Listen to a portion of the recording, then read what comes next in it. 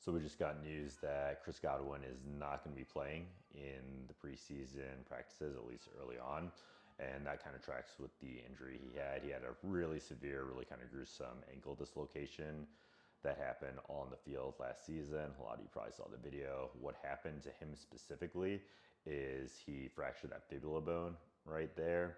And then he ended up needing to get a plate with screws in place, which is pretty significant. That's about maybe like a 3 to 4 month recovery.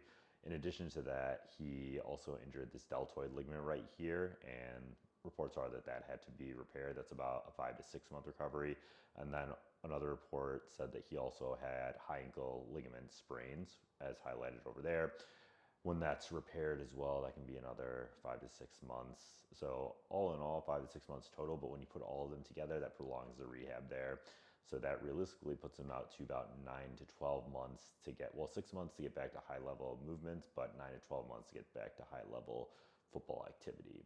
So that all kind of lends some back to why I'm likely not going to be drafting him this year. He's probably going to go before I want to see him go. I think that anything before round 6 or round 7 is a reach, and we'll go over his biomechanical profile and how this injury really affects the outcome of that as well. These are the attributes I think that Godwin had. So he's got a lot of short area quickness. He's a really physical yards after catch receiver. He's got great route running, and then he's got really solid coordination, and then he's reliable over the middle. He can absorb hits and do pretty well here. This lateral ankle dislocation, along with the deltoid ligament, the high ankle sprain, the fibula fracture, that's definitely going to affect some of these categories pretty significantly. So when we talk about short area agility, that's going to require a lot of ankle motion, and it doesn't sound like he actually had any of the hardware removed yet. When the hardware is not removed, that can slightly affect the ankle range of motion. It can make it a little bit more stiff. That's going to hurt his short ankle agility. Burst and acceleration actually isn't going to get hit that much, although initially it might be moderate, but as he gets accustomed to basically pushing off and everything with the kind of range of motion he has, he should regain his burst and acceleration.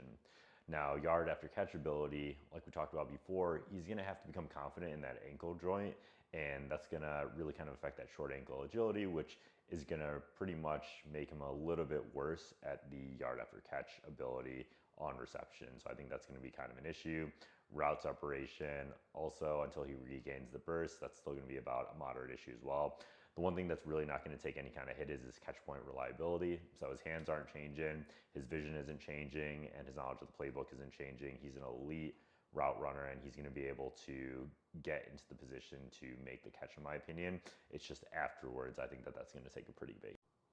So what are we projecting stat-wise here? So I think that he's going to get around 100-ish targets, maybe a little bit more than that, lock in about 3/4 of those targets. But like we talked about before, with taking a hit to the yards after a catch, I think his receiving yards are going to be down pretty much around that 800, 900 yards. And I do think that he's not really going to be the go-to threat in the red zone. I mean, Mike Evans was pretty much that guy beforehand, and I don't see how this ankle injury will make Godwin more of a player in that regard. He also has to compete now with the first round wide receiver that they took, who's now currently getting all these reps in preseason and OTAs that Godwin's not getting.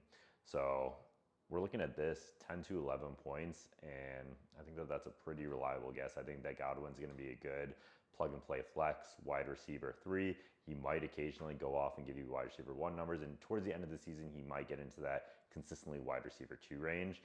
But he's not a wide receiver that I'd really be wanting to grab with any kind of urgency or anything like that. And I would be targeting him basically in round 9, round 8 to 10. That would be reasonable in my opinion. But other than that, Godwin wouldn't be on my roster.